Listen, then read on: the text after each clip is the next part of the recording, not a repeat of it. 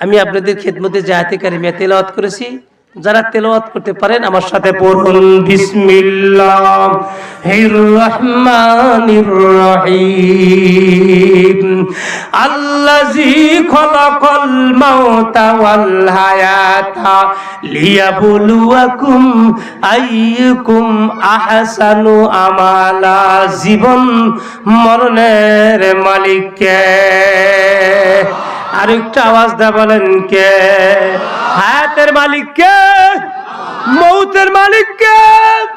আমার ওয়াজের মূল বিষয়, মূল মাখাজ এটাই ওয়াজের বিষয়বস্তু। বন্ধুরা অত লম্বা বন্ধুরা আয়াত পড়তে পারবো না, বেশি লম্বা কথা বলতে পারবো না। আমার ওয়াজের মূল বিষয় হায়াত আর মৌতের মালিককে। যখন বাসায় যাবেন সুইটির মাও জিজ্ঞাসা করবো, সুইটির আব্বা সিরাজগঞ্জে আনসারি হুজুর কি ওয়াজ দিল গো?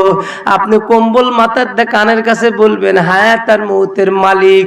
আপনার গিন্নি বলবে আল্লাহ।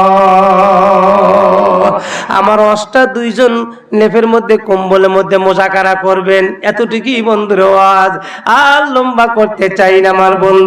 চলুন যাই বন্ধুরে, ইসলামের শুরু যুগ, প্রারম্ভিক যুগ। তাফসিরে মালিবুন নাজাতের মধ্যে আয়াতের মধ্যে লেখেন কি তাফসির বন্ধু শুনুন। ইসলামের শুরু যুগ, ইসলামের প্রারম্ভের যুগ। আমার নবীর হাতে 30 থেকে 35 জন মানুষ কালমা পড়ে মুসলমান হয়েছে গো। এই দৃশ্য মক্কা নগরীতে মিস্টার আবু জেহেল দেখে তার মাথা গরম। আবু জেহেল তার বন্ধুরে সহকর্মীদেরকে লইয়া আবু জেহেল বন্ধুরে মিটিং করে। মোহাম্মদের চেহারার মধ্যে আল্লাহ কি জাদু দিছে গো। যেই মানুষটার সামনে দাঁড়ায়, যার সামনেই তাকে দাওয়াত দেয়, লোকটার সঙ্গে সঙ্গে তার হাতে কালমা পড়ে মুসলমান হইয়া যায়। এই মোহাম্মদের কলমা বন্ধ করার জন্য এদিকে তাকান। এই সাইড আওয়াজ হয় কিসের? ওই বাচ্চাদের কানের পট্টি মারেন। ভাই আওয়াজ হয় করে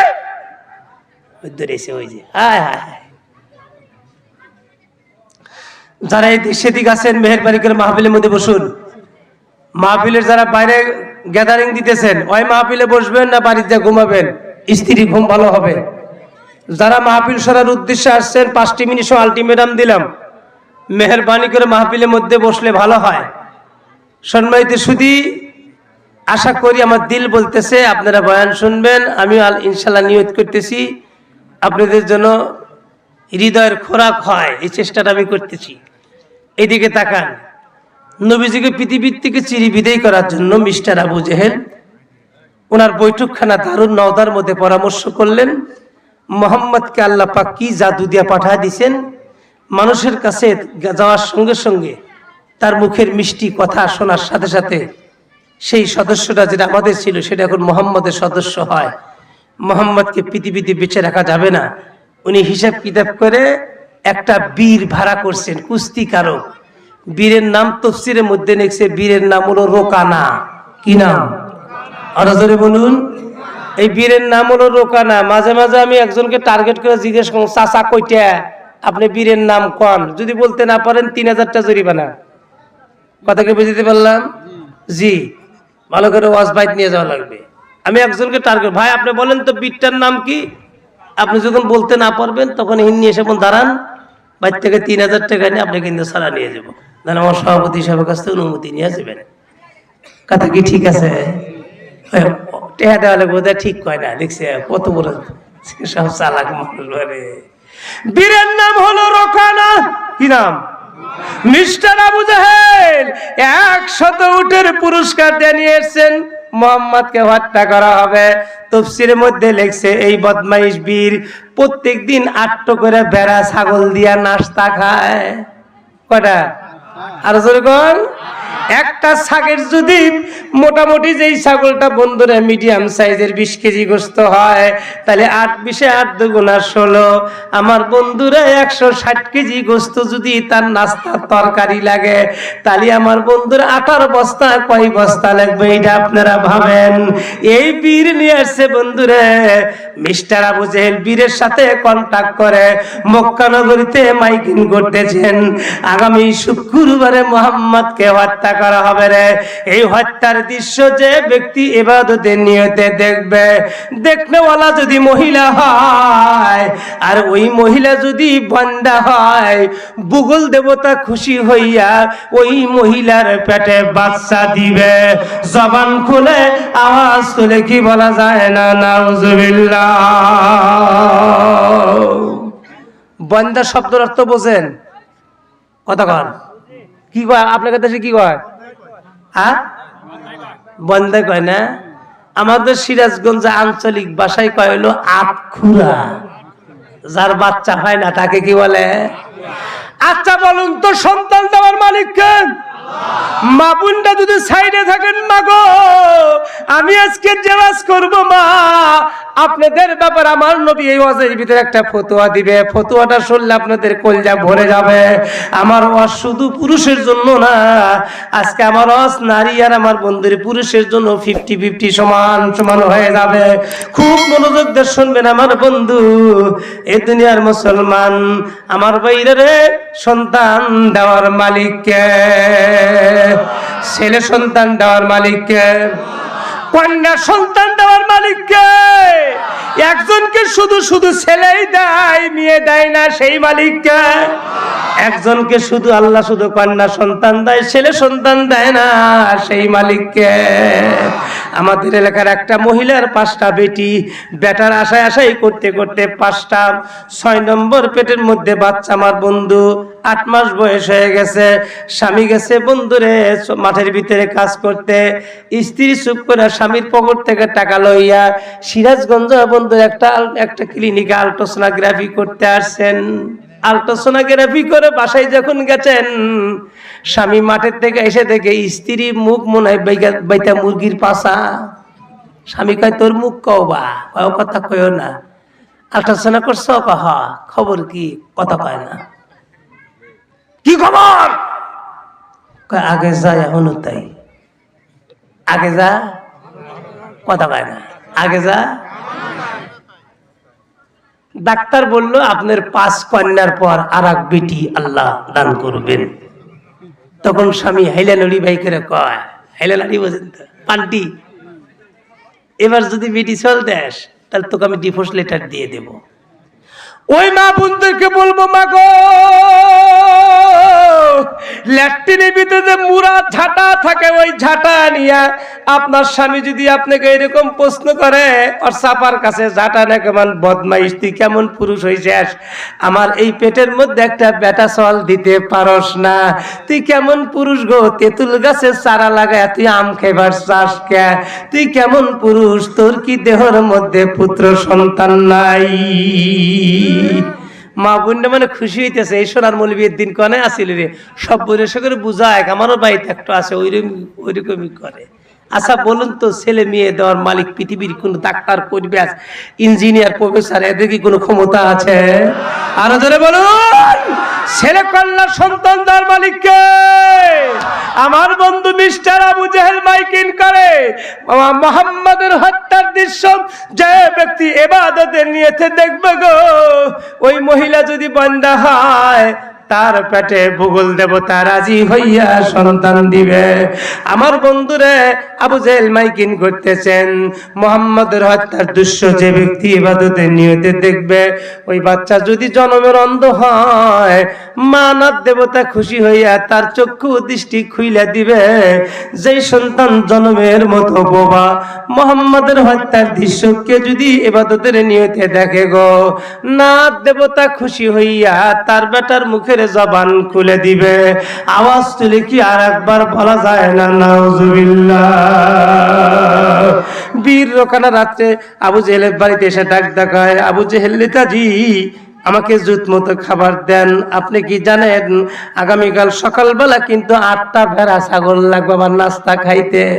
আবু জেহেল ডাক, যত পারো খাও, খাবার সমস্যা নাই।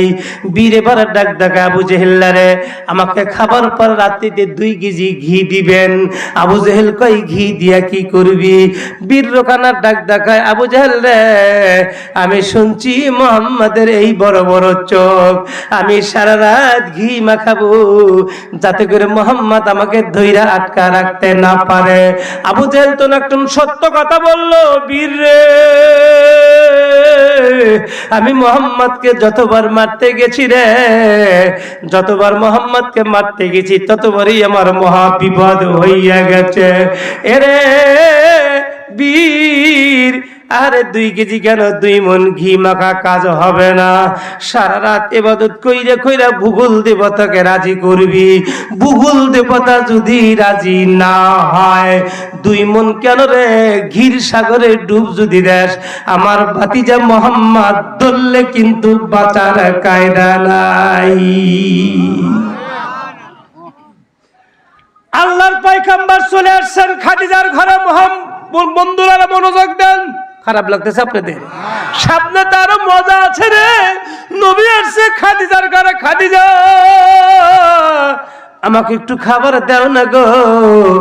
খাদিজা তখন ভেদ করে কেঁদে দিয়েছে, নবী গো, আজ থেকে 3 দিন হলো গেছেন দাওয়াতের কাজের জন্য বাহিরে, আমাকে 2টা খেজুর দিয়ে গেছিলেন নবী, আমি গত 2 দিন 2টা খেজুর খাইয়া জন্নার পানি খাইয়া জীবিকা নির্বাহ করতেছি গো নবী। আজকে এখন 11টা বাজে, এখন পর্যন্ত 1 ঢোক পানি পান করি নাই। আমি মনে মনে ভাবতেছি আমার নবী হয়তো কোনো সাহাবাই কেরাম হাদিয়া দিবে, নবীজি নিয়ে আসবে, আমি ওই হাদিয়া আমি খাবো আর নবী খাবো। নবী গো, আপনি আমার কাছে খানা চাইতেছেন, আমি আপনাকে খানা দিতে পারছি না, আমি তো ওই খাদিজা গো। নবীজি গো, আপনার বয়স যখন 40 বছর পূর্তি হলো, আপনি যখন হীরা পর্বতের গুহার মধ্যে জাবালে নূরের মধ্যে আমার আল্লাহ যখন আপনাকে কোরআন শরীফ হাদিয়া দিবে, আল্লাহ ডাক দিলেন, এ বন্ধু, জাবালে নূর শব্দটা মুখে উচ্চারণ করতে যত সহজ, বিষয়টা তত সহজ না। জমিন থেকে 2.25 কিলোমিটার পর্যন্ত উঁচা পাহাড়।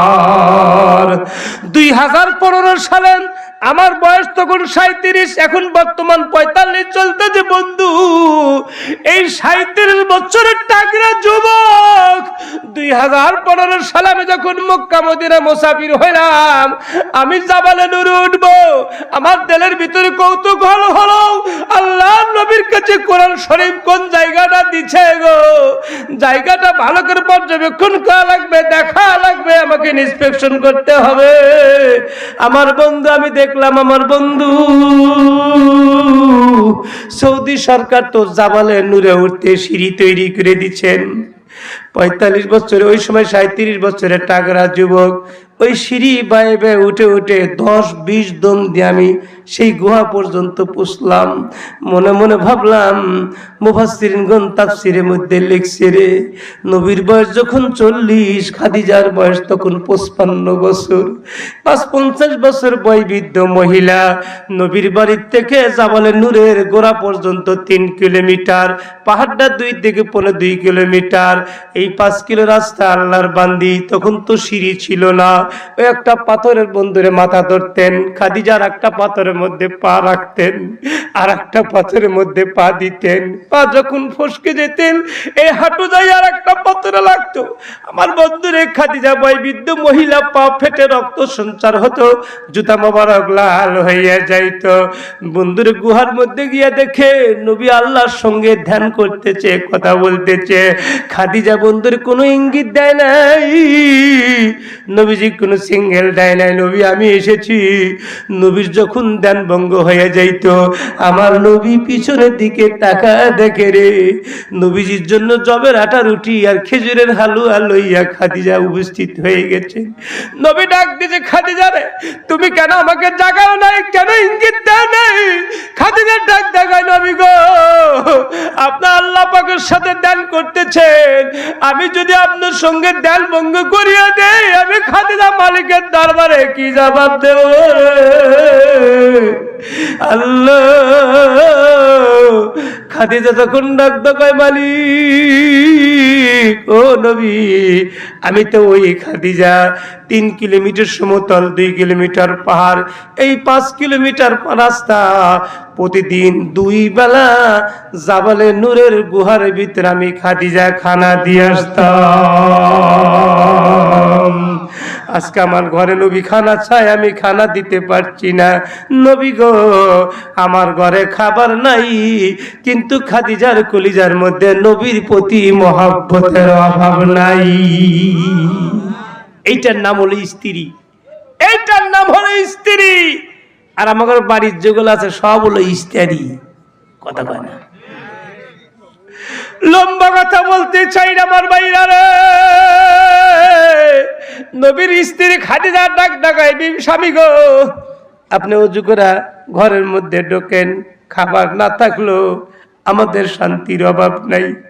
আজকে আমরা সারা রাত নামাজের মুনাজাতের মধ্যে কাটা দেব।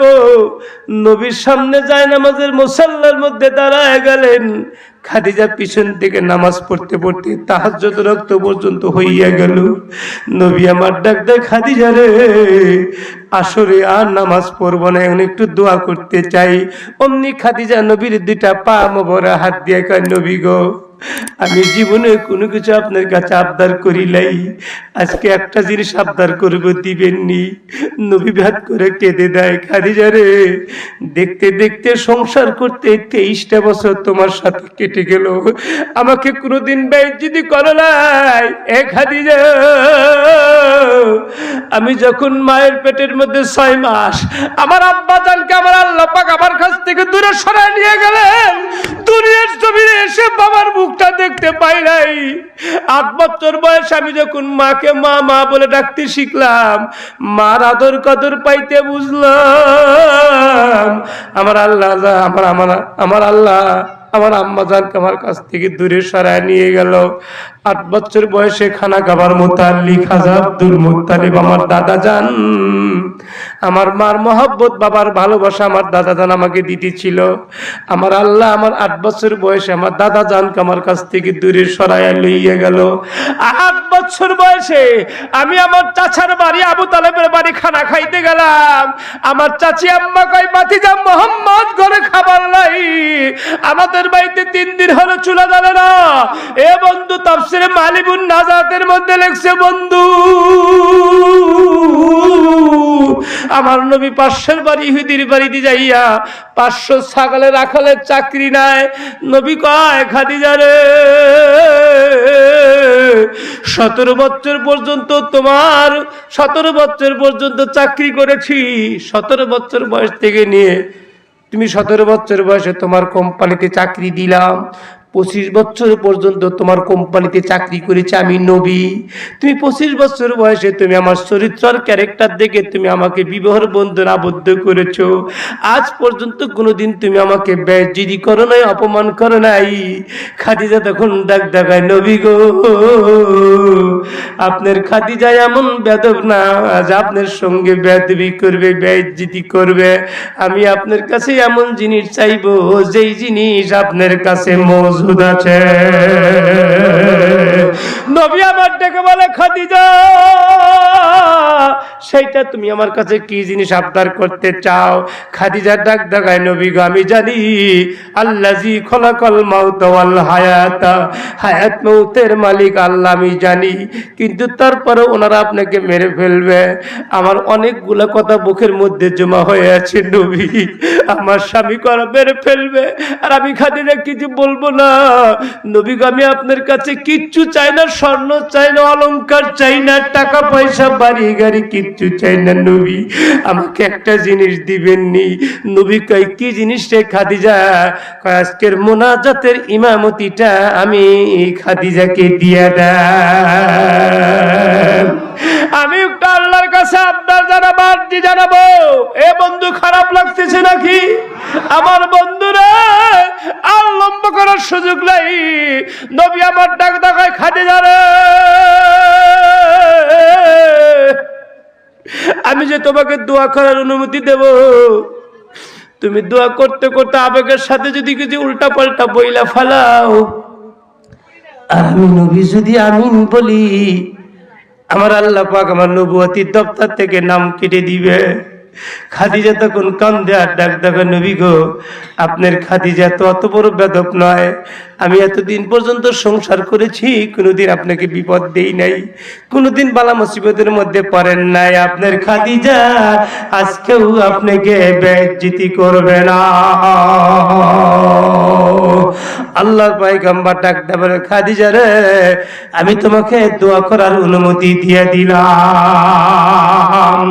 এ বন্ধু, আল্লাহর বান্দি খাদিজা, এবার দোকানে হাত তুলে দোয়া করো, খানা খাবার মালিক আল্লাহ, আমি যারা বিয়ে করেছি তার নাম মোহাম্মদ, বাবার নাম আব্দুল্লাহ, মার নাম আমেনা, দাদার নাম খাজা আব্দুল মুত্তালিব। 8 বছর বয়সে দাদা হারাইছে, 6 বছর বয়সে মারে হারাইছে, 6 মাস মায়ের পেটের মধ্যে থাকতেই বাবা চইলা গেছে। 8 বছর বয়সে চাচার বাড়ি খানা খাইতে গেছিল, চাচি উত্তর দিছে 3 দিন হলো চুলা জ্বলে না। আমার নবী পাশের ইহুদির বাড়ি 500 ছাগলের রাখালগিরি চাকরি করেছে 17 বছর। 17 বছর বয়সে আমি খাদিজা আমার কোম্পানিতে চাকরি দিলাম। 25 বছর বয়সে আমার নবী যখন আমার কোম্পানিতে চাকরি করে, আমার একটা গোলাম ছিল, সেই গোলামকে লইয়া আমার নবী শাম সিরিয়ার ব্যবসার উদ্দেশ্যে যায়। আমি খাদিজা দোতলা জানালা খুলে দেখি, আমার নবী যখন মক্কা থেকে সিরিয়ার দিকে যায় রে, আকাশ থেকে কালো একটা মেঘ এসে আমার নবীর মাথার মধ্যে ছাতা হইয়া, আমার নবীর রোদ্রের ভিতরে তীব্র গরমের মধ্যে আমার নবী ছাতার ছায়াতে যায়, আর আমার ওই ছোট্ট গোলামটা রোদ্রের ভিতর দিয়া যায়। নবী যখন রাস্তায় চলতেন, পশু পাখি সালাম দিতেন। নবী যখন রাস্তায় চলতেন, পশু পাখি সালাম দিতেন। ছায়া দিত নবীর মাথায় রে, ছায়া দিত নবীর মাথায়। ওগো নবীজি, আল্লাহ আল্লাহর বান্দি দেখেন, আল্লাহ আমার নবীর চরিত্র আর ক্যারেক্টার দেখে আমি বিবাহ বন্ধন আবদ্ধ করলাম। আল্লাহ গো, দেখতে দেখতে 23টা বছর চলে গেছে। আল্লাহ, আগামীকাল সকালবেলা আমার স্বামীকে হত্যা করবে। মালিক, আমি তোমার কাছে অনেকগুলো কথা বলবো। আল্লাহ, আমার নবীকে যখন আমি বিয়ে করলাম, নবীর বয়স 40 বছর পূর্তি হলো। নবী এসে কয়, খাদিজা রে, আমি খাদিজা একটা কথা বলি নাই, একটা প্রশ্ন করি নাই, এক বাক্যে কালমা পরে মুসলমান হইয়া গেলাম। মেয়েদের ভিতরে এক ফার্স্ট আমি মহিলা নবীর হাতে করা মুসলমান। আমার নবী কয়, খাদিজা রে, কোরআনের জন্য, ইসলামের জন্য সম্পদ লাগবে, আমি আমার স্থাপর অস্থাপর সব সম্পদ আমি নবীজির কদমে সুপে দিলাম। তাফসীরে কুরতুবীর মধ্যে লেখছে, আমার বন্ধুরে, খাদিজার যে সময় মক্কা মদিনার মধ্যে সবচেয়ে বড় কোটিপতি, খাদিজার কত মাল সামানা ছিল একটু ধারণা দিয়া যায়। তাফসীরে কুরতুবীর মধ্যে লেখছে, আমার বন্ধুরে, খাদিজার যে মাল সামানা গুলো গুডাউনের ভিতরে গুডাউন জাত করত, ওই গুডাউন যে তালা ছিল গো, ওই তালার চাবি বন্ধ করতে খাদিজার 16টা উট লাগতো।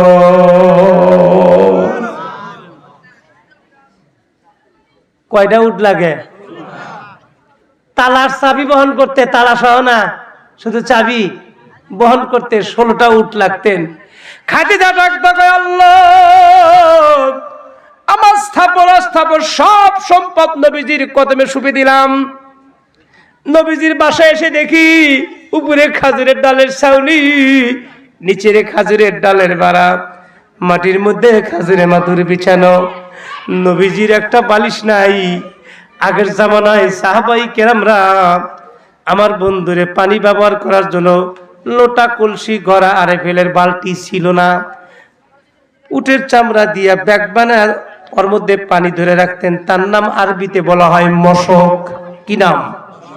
নবীর ঘরে এসে দেখি একটা মশক, পানি ঢেইলা দিলাম, দেখি ছিদ্র, পানি ধরে রাখতে পারে না। নবীর সাহাবীরা খাজুরের গাছের লাল ডালিগুলো কেটে নিয়ে এসলো, নিয়ে এসে ওই মশকের মধ্যে ঢুকাইয়া নবী সেলাই করলো। ওই একটা বালিশ আমি আর নবী মাথায় দিয়া ঘুমাইতাম। তাফসীরের মধ্যে লেখছে, আমি যে কোটি কোটি টাকা সম্পদের মধ্যে আমি লালন পালন হয়েছি, কিন্তু নবীর ঘরে খাজুরের ডালের নিচে খাজুরের বেড়ার মধ্যে আমি খাদিজা শুয়ে থাকতাম রে। আমার নবীর ঘরের মধ্যে শান্তির অভাব ছিল না। এ বন্ধু চলুন, যা লম্বা হইতে চাই লম্বা করতে চাই না গো। খাদিজা দোয়া করা হলো, এতগুলো করছি বিনিময় কিচ্ছু চাই নাই। আল্লাহ আমি তোমার কাছে একটা দরখাস্ত দিব, আল্লাহ তুমি আমার দরখাস্ত ফেরত দিবে না।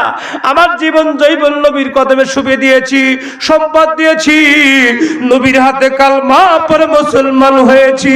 আল্লাহ গো বিনিময় কিচ্ছু চাই নাই। সকল মানুষ সুবহানাল্লাহ বলার জন্য প্রস্তুতি নেন। দেখেন খাদিজা মালিকের দরবারে কি আবদার করে নবীর ব্যাপারে। আল্লাহ গো আমি হায়াত মউতের মালিক, আল্লাহ আমি জানি তুমি একমাত্র আল্লাহ, আমি জীবনে কিচ্ছু চাই নাই। মালিক গো আমি আমার নবীকে ছাড়া এক সেকেন্ড বাঁচতে পারবো না। আমি আমার নবীকে খুব ভালোবাসি। আমার নবী আমার চোখের আড়াল হয়ে আমার অন্তর শুকাইয়া যায়। আমার সেই নবীকে আবু জেহেল মারবে। আল্লাহ গো যা কিছু জীবনে করেছি বিনিময় কিচ্ছু চাই নাই। আজকে আমার দরখাস্তটা ফেরত দিও না, আমার দরখাস্তটা কবুল কইরা নাও আল্লাহ। মেহেরবানি কইরা তুমি আমার স্বামীর জীবনটা ভিক্ষা দাও। নবীজি খাদিজার অদ্ভুত দোয়া শুনে নবী কাঁদতে কাঁদতে খাদিজার কোলের মধ্যে ঢলে পড়ছে। এ খাদিজা, একটা মহিলা তার স্বামীকে এতটাই মহব্বত করে রে। মা বোনদেরকে বলছি, মা গো আমার নবী আপনাদের ব্যাপারে ফতুয়া দিবে। খাদিজা কয় যে নবীজি সরি ইয়া রাসূলুল্লাহ, সরি নবীজি আমার মাফ কইরা দেন, আমি দোয়া উড্ডু করে নিতেছি। আমি জানি আমার চাইতে আমার আল্লাহকে আপনি বেশি ভালোবাসেন। আল্লাহ আপনাকে ডাকতেছে গো নবী, আপনি আল্লাহর কাছে চইলা যান, আমার কোনো আপত্তি নাই। কিন্তু নবী গো আমি আপনাকে ছাড়া এক সেকেন্ড বাঁচতে পারবো না। ও নবী, সেই জন্য আবেগের সাথে দোয়া করেছি। আমি দোয়া উড্ডু করে নিচ্ছি। নবী ডাক দেয়, খাদিজা ভুল বুঝিও না, আমি এই জন্য বলছি একটা মহিলা তার স্বামীকে দুনিয়ার জমিনে এতটাই মহব্বত করতে পারে। খাদিজা রে আমার আনেওয়ালা উম্মতদেরকে বইলা দিবা, সাহাবায়ে কেরামদেরকে বইলা দিবা, পৃথিবীর কোন মহিলা যদি তোমার মতো স্বামী ভক্ত হয়, আমার আল্লাহ ওই মহিলাদেরকে দুনিয়ার আদালতেই জান্নাতের সার্টিফিকেট দিয়ে দিবে। এইটা হলো আমার নবীর ফতুয়া। মা বোনরা শোনেন, মাগো স্বামীর খেদমত দেখেন। খাদিজা ধনী কোটিপতির দুলালি ছিলেন, নবীজি ছিল জিরে, কিচ্ছু ছিল না। সব সম্পদ নবীজির কদমে সবই দিয়ে কোনোদিন খোটা দেয় নাই। তারপরে বলতেছেন, আল্লাহ আমি স্বামীকে ছাড়া এক সেকেন্ড বাঁচতে পারবো না।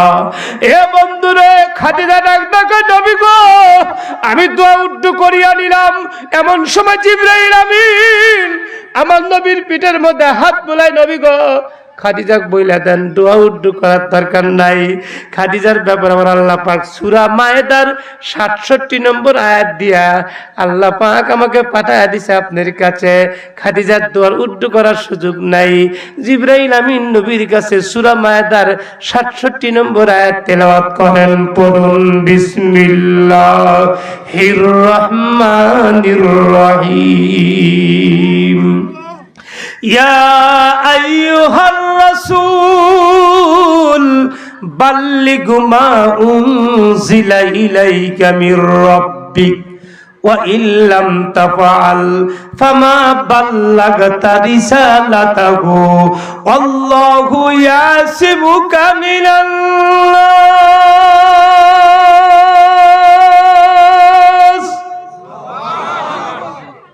ইয়া আইয়ুহার রাসূল, এ আল্লাহ রাসূল তর্জমা শুনেন, বাল্লিগু মা উনজিলা ইলাইকা মির রাব্বিক, আপনার রবের পক্ষ থেকে যা আল্লাহ নাজিল করছে গো, এগুলা প্রচার করেন। আপনি যদি প্রচার করা বন্ধ করিয়া দেন, তাহলে আপনার রিসালাতকে আল্লাহ পাক বন্ধ করিয়া দিবে। আল্লাহু ইয়াসিমুকা মিনান নাস, নবী গো খাদিজাক বলেন দোয়া উর্দু করার দরকার নাই, আমার আল্লাহ অলরেডি খাদিজার দোয়া আরশে আজিমের মধ্যে কবুল করে নিয়েছে।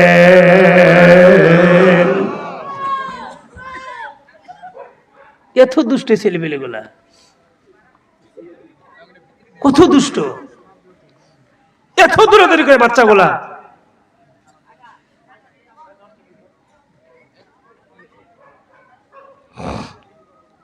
খারাপ লাগতেছে আপনাদের?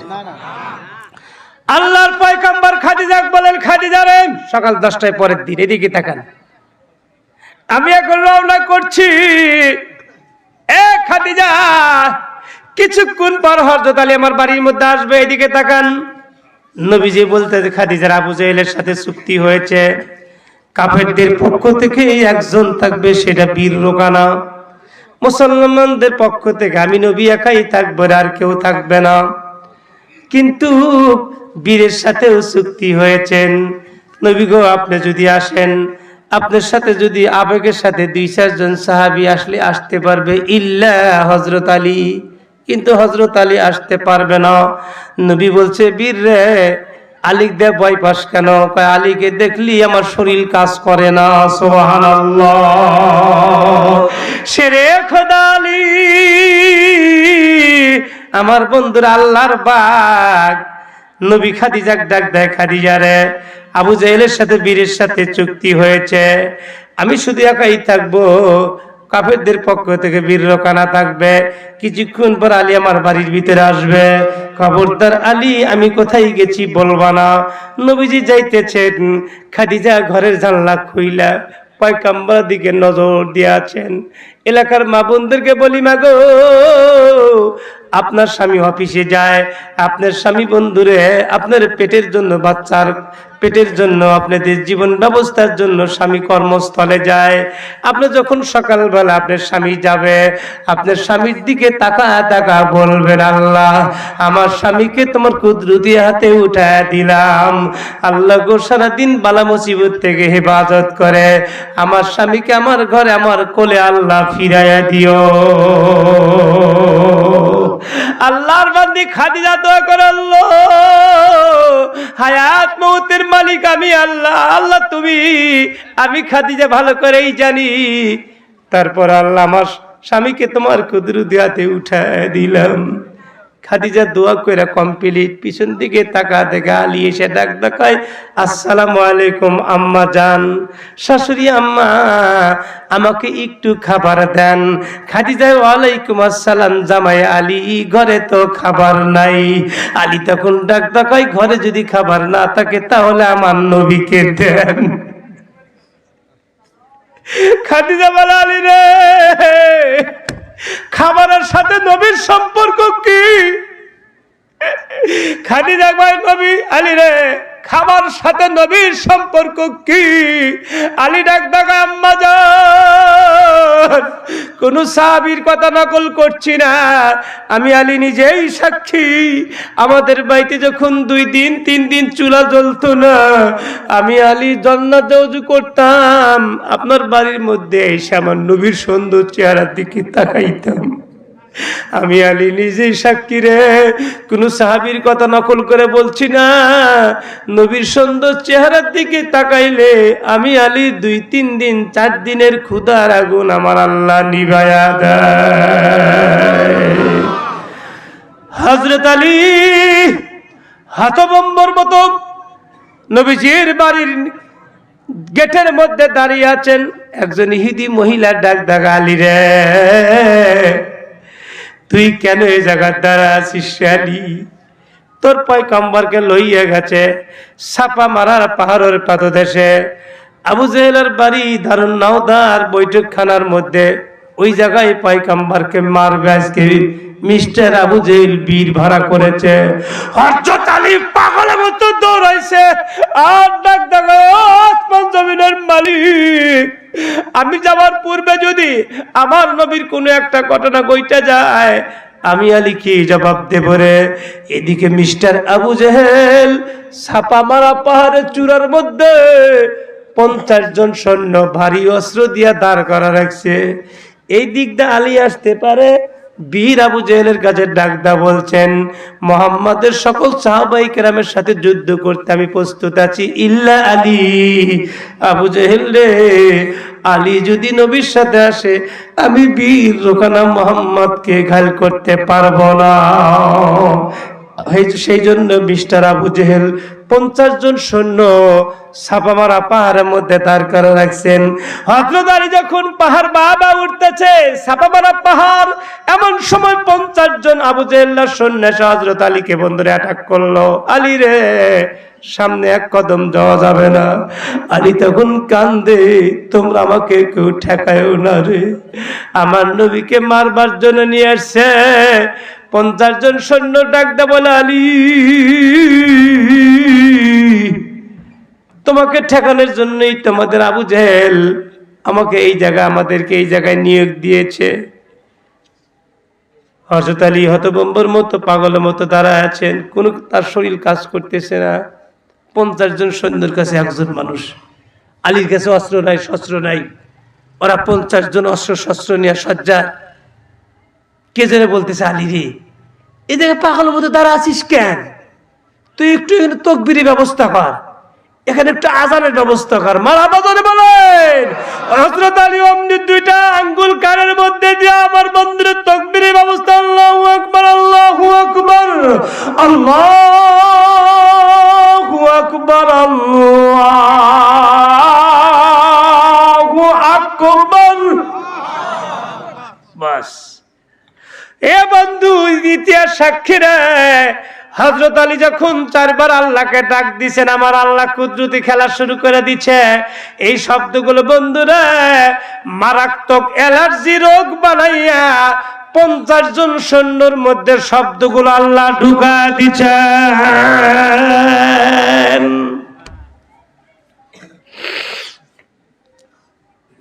অ্যালার্জি চুলকানি আছে না দেশে? কথা কয় না? জয়পুরা বাজারে বেছে, হাইরে মরা চুলকানি, চিমটি দিলে নালপানি, সাবানের কোম্পানি, একবার লাগাবেন শেষ। কি শেষ?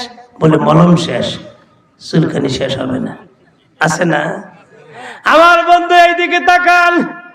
আমরা ছোট্টবেলা দেখেছি আমাদের মা চাচিরা হাঁস মুরগি জামা করতো, অমনি হাঁসের একটা ফইরা টান দিয়া, ফইরার 2 পিসে চুলাইয়া, ফইরার মাথায় একটু ফইরে রেখে কান চুলকাইতাম। কথা কয় না? কি বুঝাইতেছে? আমার দিকে অভিনয়টা দেখেন। যখন অনেক মানুষ দেখছি আমার বাপ চাচারা কান চুলকাইছে, গোসল করে এসে ফইরে দিয়ে, ওরে ওরে ওমারে ওয়াল্লা রে, উস উস উস, এরকম করে, আরামের ঠেলা। কথা পায় না। এখন তো ডিজিটাল বাংলাদেশ, সরকার ডিজিটাল, জনগণ ডিজিটাল, মসজিদের ইমাম ডিজিটাল, আমার বন্ধুর মোতাল্লি ডিজিটাল, মুসল্লি digital, school college university digital, ছাত্র ছাত্রী ডিজিটাল, রাস্তাঘাট ডিজিটাল, বউ ডিজিটাল, শালিকা ডিজিটাল, সব ডিজিটাল, সব ডিজিটাল। গত 2 বছর আগে রানী সংকলন ঠাকুরগাঁও করতে গেছি। রাস্তার বন্ধুদের, আপনাদের বন্ধুরা, এই যে মানিকগঞ্জের রাস্তার ডান পাশে দেখি বাতি জ্বলে, বাম পাশে দেখি বাতি জ্বলে। গাড়িতে উঠতেছি, মোতামিমকে জিজ্ঞেস করলাম, ওইটা বাতি জ্বলে, ওইটা কি? কয় ওইটা কবরস্থান। বলে এইটা কি? কয় এটাও কবরস্থান। করলাম এত কাছাকাছি কবরস্থান কেন রে? মোতামিম সব কয়, হুজুর ওটা আমলিকের, এটা বিএনপি। দেখেন রাজনৈতিক করে লাগাতে। আমি মোতামিম সাহেবকে বললাম, যখন যে দল ক্ষমতায় থাকে ওই দলের কবরস্থানে মনে লাশের ভিড় হয়। কথা কয় না? আমার বন্ধু লম্বা কথা না, আমার বন্ধুর ডিজিটাল যুগ, এখন বন্ধুরে উন্নত যুগ এসে গেছেন। এখন আর ওই মানুষ মুরগির আর হাঁসের ফইরা কান চুলকায় না। আমার বন্ধুরে মেডিসিনের দোকানে, মুদি দোকানে তুলার বটন পাওয়া যায়, গোসল করে এসে কান চুলকায়, ওলে ওলে বোকারে আরাম পাইতো।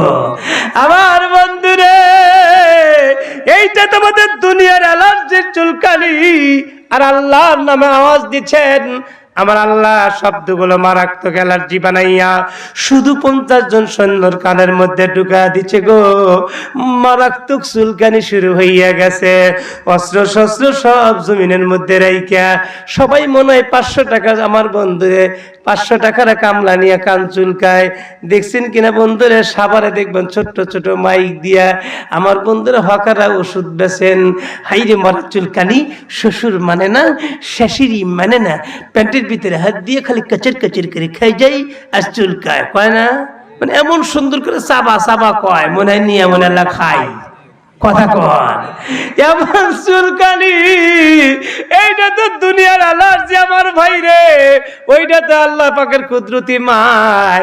সকল 50 জন সৈন্য অস্ত্র শস্ত্র চাপা মারা পাহাড়ের মধ্যে রাইখা এমন ভাবে কানের মধ্যে হাত দিয়ে চুলকাইতে চুলকাইতে চক্ষু বন্ধ হয়ে গেছে।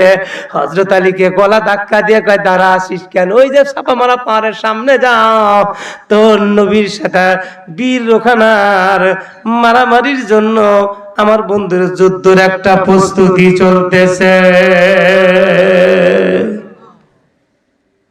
চতুর্দিক দিয়ে নারী আর পুরুষ ইবাদতের নিয়তে আসছে মুহাম্মদের হত্যার দৃশ্য দেখার জন্য। খুব ভালো করে বুঝবেন, হযরত আলী দাঁড়া আছেন, এ বন্ধুরা বীর আস্তে আস্তে করে আগাইতেছে। এমন সময় হযরত আলী, এ বন্ধুরে ওই ছাপা মারা পাহাড়ের কিনারে যাইয়া হযরত আলী বীরের নাম ধরে ডাক দিছে, ইয়া রুকানা। রোকানা বীর নবীজির দিকে আগান বাদ দিয়া কয়, মোহাম্মদ আমার নাম ধরে ডাক দিল কেটা? নবী কয়, আলী। আপনি কি বলছি? আপনাকে আমি কি বলছি? আপনার সাথে চুক্তি কি আমার? আপনি বলে মোহাম্মদ, আপনি বলে নবী। আপনি একা থাকবেন, অন্যান্য ওমর আলী, অন্যান্য ওমর আবু বকর সিদ্দিক ওসমান তলহা জুবাইর এরা থাকবে, ইল্লা আলী কসিনা। নবী কয়, আমি তো আসতে না করছি। নবী কয়, আলিক দেখা এত ভয় পাস কে? কয়, আমি আলিক দেখা ভয় পাই, আলীর সামনে থাকলে আমার শরীর কাজ করে না, আর আমার বউ কইছে আলীর দাঁত বলে 2 হাত করে লম্বা, আমি জানি হুজুর আরো লম্বা। নবী আমার ডাক ডাক বীর রে, তাকায়া দেখ আমার নবী, আমার আলীর দাঁত স্বাভাবিক। বীর কয়, না আমার বউ কইছে 2 হাত, আমি জানি আরো লম্বা। আপনারা একটা জিনিস আন্দাজ করছেন কিনা আমার বন্ধুরে, কোন বাচ্চা যদি বলে ওই দেখ কোড়া গাছের মধ্যে, আম গাছের মধ্যে ভূত, 2-3 বছরের বাচ্চা নাতিপুতি, ও জীবনও দিক তাকায় না। আর যদি গার এবার যদি মোটকা দেন, ওর ঘরের রং ছিঁড়ে যাবে, ওই কোড়া গাছের দিকে তাকাবে না। কথা বলে, কথা বলে। বীর রোকানা পয়গম্বর ডাক দেখাই, এ রোকানা আমি নবী আল আমিন। এই ফতোয়া আল্লাহ কোন সাহাবায়ে কেরাম মুখ থেকে বলাই নাই, এই ফতোয়া দিছে আমি যে সত্যবাদী, তোদের chief commander mister Abu Jahl বলছে আমি আল আমিন, মিথ্যা বলি নাই, মিথ্যার ভূমিকা অবলম্বন করি না। রে তাকায় দেখ আলীর দাঁত স্বাভাবিক, কিন্তু রোকানা কয়, না না আমার বউ বলছে 2 হাত লম্বা, আমি জানি আরো লম্বা। নবী আমার ডাক ডাকা, আলী রে তুমি এখান থেকে দূরে সরে যাও। আলী ডাক ডাকা, নবী গো জীবনভর আপনি অনেক কথা শুনছি, আজকে শুনবো, আমি রোকানা বীরকে খাবো।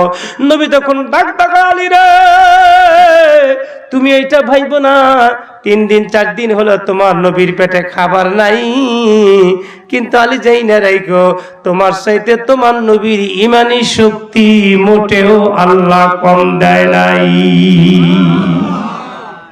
আলী সরে গেলেন।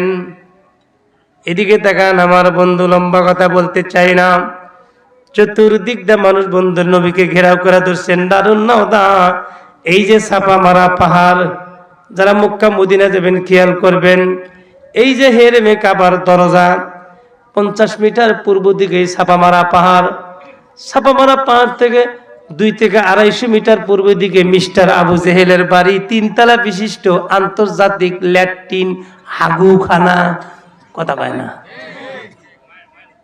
3 তলা বিল্ডিং, আন্তর্জাতিক বাথরুম, তামাম পৃথিবীর মানুষ, কেউ খাটো, কোন দেশের মানুষ খাটো, কোন দেশের মানুষ লম্বা, কোন দেশের মানুষ কালো, আজলাইকাল বেলা কাকের মতো কুচকুচা কাইলে কত মডেলের মানুষ পৃথিবীর থেকে আসে, যেই একটু মক্কা মদিনা যায় সেই একটু চিন্তা করে আবু জেহেলের বাড়ির মধ্যে ঢুকে কাপড়টা একটু আলোক করে কত সামান্য একটু হলেও প্রস্রাব পায়খানা করে। 2015 সালে আমার সাথে এক মুরব্বী হাজি গেছিলেন, এই বাবাজির মতো বয়স, রাতে টোয়াপ টোয়াপ করে খানা খাইতে বসছি, আমার কয় বাবা আবুল খায়ের, আমি যে আজকে আবু জেহেলের মুখে নাতি দিছি। আমি বললাম ও চাচা, ও না 1400 বছর 1500 বছর জাহান নামের তরিত কয়লা জ্বলতেছে। কয় না গাদা, না বাবা আমার দেশে কয় গেদা, না গাদা, ওই পায়খানা টায়খানা কইরে না, ওই পানি খরচা টরচা কইরে বা পাও দা আবু জেহেলের অলে একটা নাতি দিছি। চাচার কি ক্ষোভ তাহলে দেখেন। আচ্ছা আপনারা বলুন, এই পৃথিবীতে যত জাতি আছে, হিন্দু বৌদ্ধ কামার কুমার জেলে তাঁতি আদিবাসী সাঁওতাল আছে না, তারপরে আমলিগ বিএমপি জাতীয়বাদী জাসদ চরমনে ফুরফুরে দেওয়ানবাগ কুতুববাগ রাজারবাগ সালারবাগ ন্যাংটা বাবা গাজা বাবা, যত বাবা আছে, যত গ্রুপের লোক আছে, হিন্দু বৌদ্ধ যা আছে, বলুন তো কারুর বেটার নাম কি আবু জেহেল আছে? কথা বল। কিন্তু বন্ধুরে, আমার নবীর বাড়ি আর আবু জেহেলের বাড়ি দূরত্ব 50 মিটার। এখান থেকে বন্ধুরে ওই যে গেটে পর্যন্ত এতটুক লম্বা। আমি বন্ধুরে ভালো করে আমার চোখের মাপ নিয়ে এসেছি। বন্ধুরে, নবীর বাড়িটা লাইব্রেরি বানা দিছে গো। ওখান থেকে যারা সৌদি মক্কায় যাবেন, ওখান থেকে শিরিক বিদাতের বই দেওয়া হয়। জিজ্ঞেস করো আপনার বাড়ি কোন? আমার বাড়ি ঢাকায়, বাংলাদেশ। আপনাকে একটা শিরিক বিদাতের বন্ধুরে তার বিপক্ষে একটা বই দিবেন। আপনার বাড়ি কোথায়? বলে লন্ডন। ইংরেজি একটা শিরিক বিদাত যাতে না করে সেই বই দিবেন। আপনার বাড়ি কোন? আমার বাড়ি বলে পাকিস্তান। শিরিক বিদাতের একটা বই দিবেন, আপনি উর্দু দিয়ে পড়বেন। আমার বন্ধুরে, আমি কি বিষয়টা বুঝাইতে চাই, আমার নবী ঘুম থেকে উঠে দরজা খুললেই, মিস্টার আবু জেহেল দরজা খুললেই একসঙ্গে হইতো। আমার বন্ধুরে ভালো করে যাই না রেখেন, আবু জেহেল কিন্তু নবীজির কোনো আপন চাচা না।